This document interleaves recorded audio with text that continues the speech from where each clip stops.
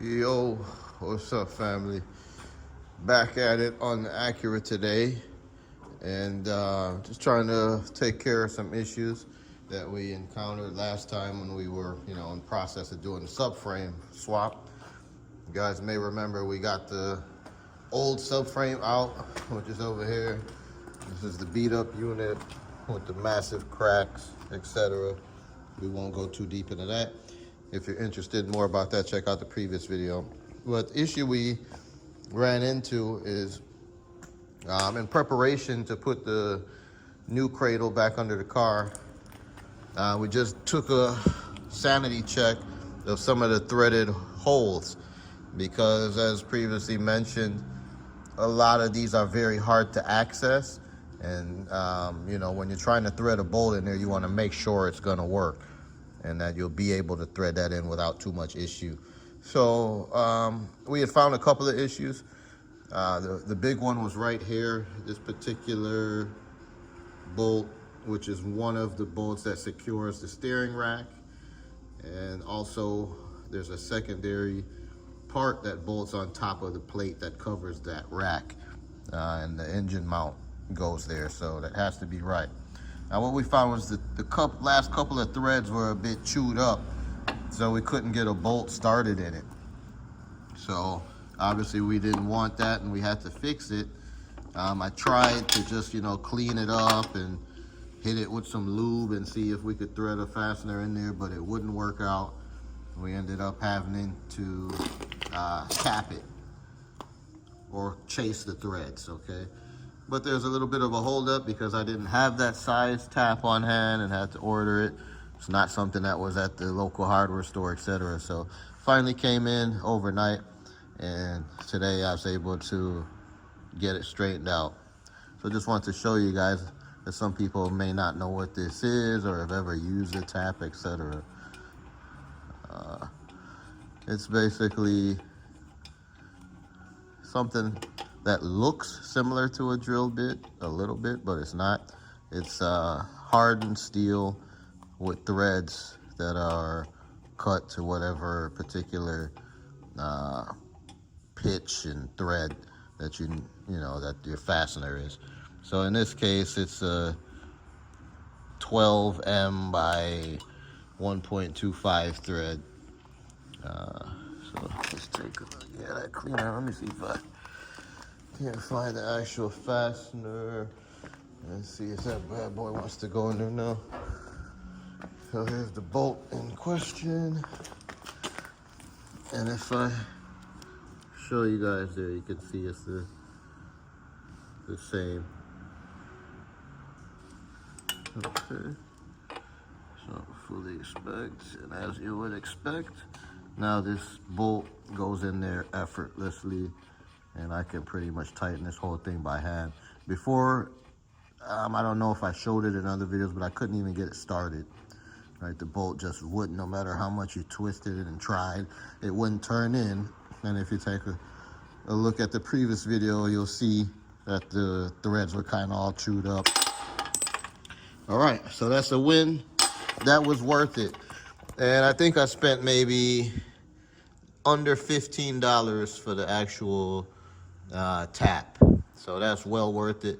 The thing is, this is a very soft metal. It's aluminum.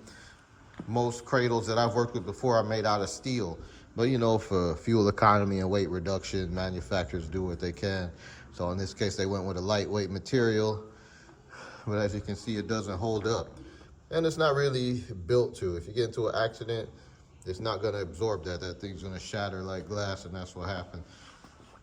Anyway, one of these threads, or one of these bolts, gave a little issue. And fortunately, I didn't have to tap it. I just cleaned it up, sprayed it out with some lubricant, and it screwed in with no problem.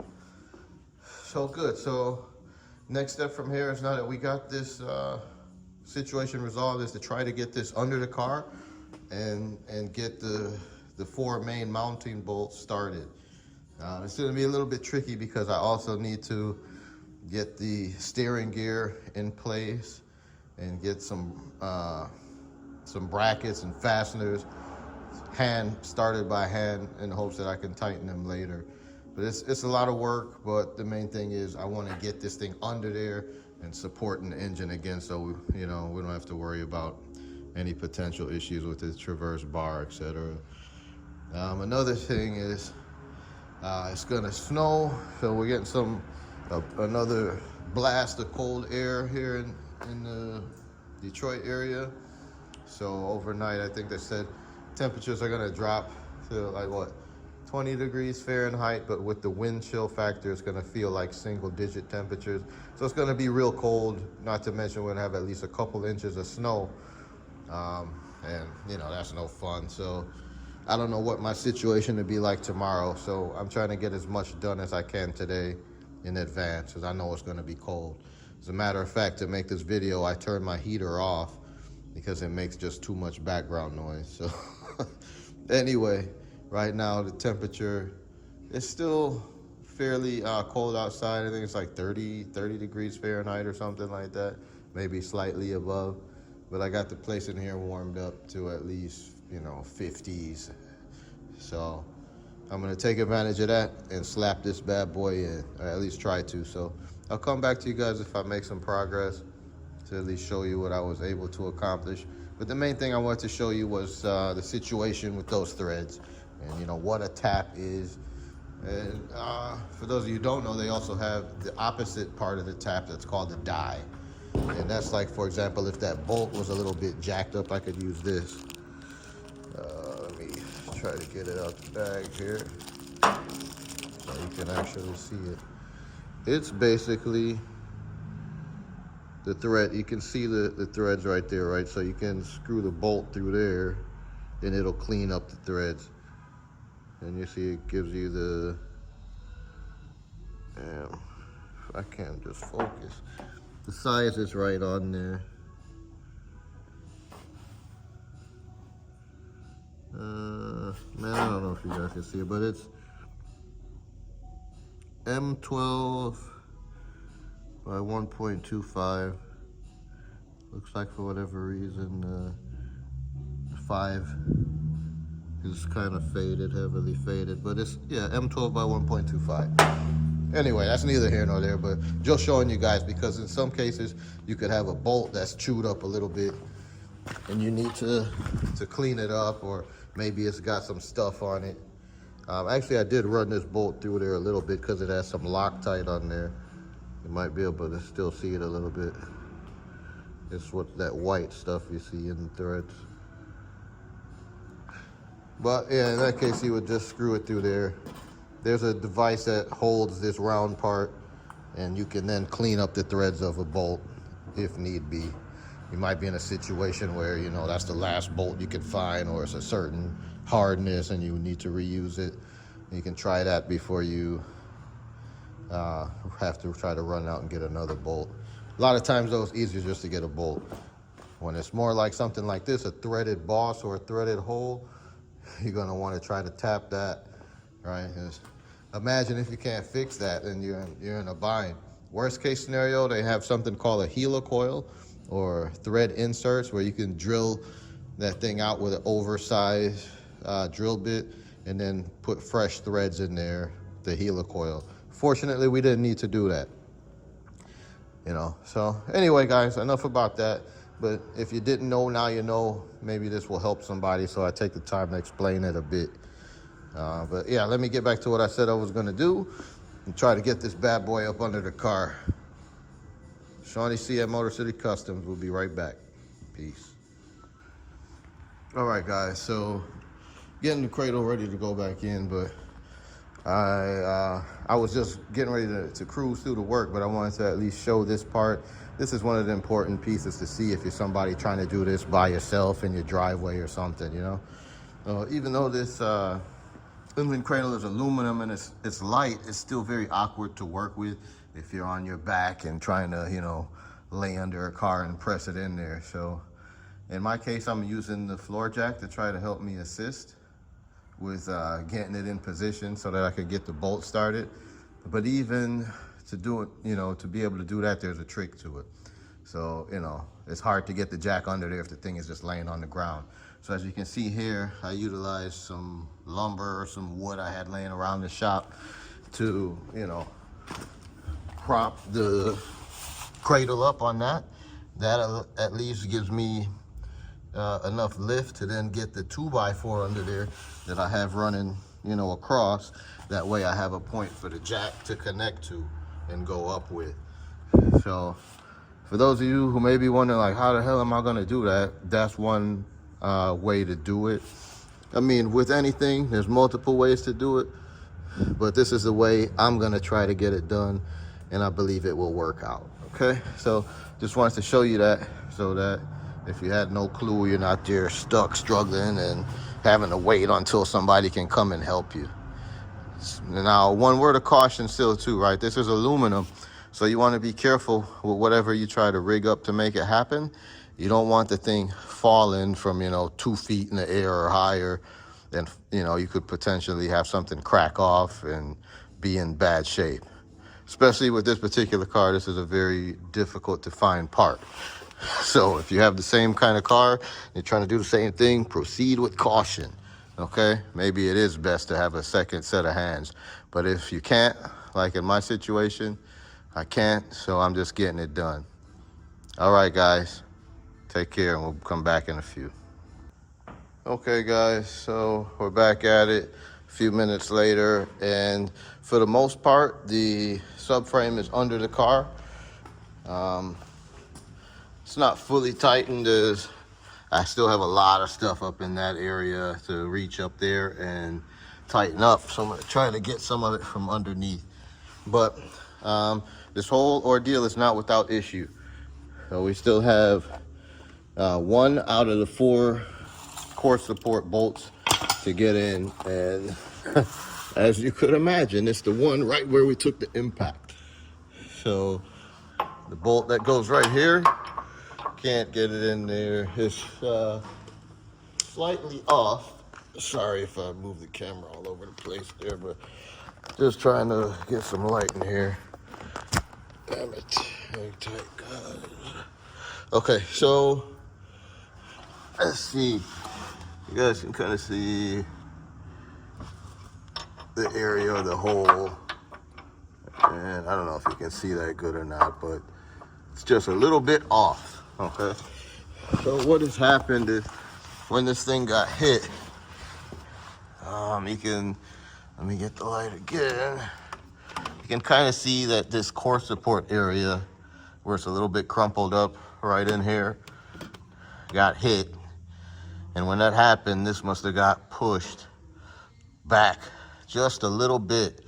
So now that we have a good core support that's not bent, it's not lining up, and we're off by just a little bit, just a hair, man. So, but unfortunately, that's a deal breaker. You gotta have all 4 of those bolts in there to support the weight of that engine and trans and the suspension and all of that stuff, right? So can't take any shortcuts here. So for sure, I'm gonna have to do a little bit of collision work or body and pull that core support ever so lightly. Doesn't need a lot. Would be ideal to have a frame machine, but we don't. So what I've decided we're gonna do is we're gonna improvise. You guys see this black pole right here? That's gonna be our pulling post. And I'm basically gonna plan to pull this bumper cover off. Yeah, I'm gonna pull this front bumper cover. Oh shit. Pardon me, I almost bust my ass. But so, yeah, I'm gonna pull this bumper cover off, and I got this clamp that I got to do some other body work back in the day. This big beast right here. So I'm gonna take this. Once we take the bumper cover off, I'm gonna get this secured to the metal. And then I haven't decided fully yet. I might either use a come along, a porta power, or some sort of ratchet strap to move that metal into position where I can get the bolt threaded in there. And I'm hoping that it's not any hardened steel and we won't have too much trouble Worst case scenario, I'm gonna have to try to heat it up and do what I can, but absolutely gotta fix it. So that's a bit of a bummer. It sucks a little bit, but it is what it is, right? The car is in an accident. As we can see, this thing is bent like hell, so that's why that bolt was able to line up. And it does have a little bit of play or wiggle room so that you can adjust slightly, but there's not that much. This thing is off, and it's not terribly off. I think we're gonna be able to fix it, but you know, it is what it is. Sometimes you run into these little setbacks, and but overall, it was a successful day. The subframe is now at least under the vehicle. We got 3 of the bolts in there. It's, you know, in the air, being held up now by those bolts. And I mean, of course, we got a lot more stuff to button up. There's a whole pile of nuts and bolts on the ground. Still a lot more stuff to do to get this thing back together. But it should all go fairly quick. Already, just once I got the subframe under there, everything was starting to come back to memory. Okay, I need to put this here. Here's the bolts for that front motor mount. Yada, yada, yada. Plug this in, plug that in. It's really, it's not rocket science, okay? So that's it. That's where we're gonna end for today, because we're kind of at a stopping point. I gotta take off here soon. And, you know, there's not a whole lot more we can do, you know, other than start tearing off the bumper cover. And at this point, I'm gonna just take a break. That was quite a bit of work, laying on my back and wrestling with that thing, even with the use of the jack and the wood blocks, etc. So don't underestimate this task. It's not a small job, but at the same time, you can do it with a little patience. In a normal circumstance, you probably won't be working on a car that's been in a collision when you're trying to do this. You know, in my case, I ran into this curveball because it got smashed a little bit. But like I said, it's not that bad. I'll get it straightened out one way or another. And once I do, I'll be sure to vlog it, document it, upload it so you guys can check it out. Yep, so that's it for now. This is our stopping point. I'm your host, Shawnee C. at Motor City Customs. If you're new to the channel, please subscribe. Stay locked in for other content. Everything won't be about this Acura. We have mostly old school vehicles that we're working on, so stay tuned for more to come on these old cars that we still got around here. And but yeah, and if you like the content, hit the like button. You can also choose to become a member of the channel. You can join our live streams, send your appreciation by means of super thanks and or gifts. We have a new feature now on YouTube. You can send gifts. It's, you know, just another small monetary donation, but it all helps. It really helps the channel. And last but not least, you can share this video with your friends and family, or hit the share button, share it on your channel to your community. So many ways you can support us. Any which way you choose is fine with us.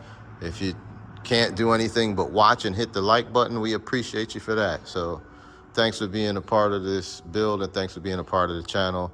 Appreciate you all. Stay safe. Take care. Until we meet again, Shawnee C is out of here. Peace.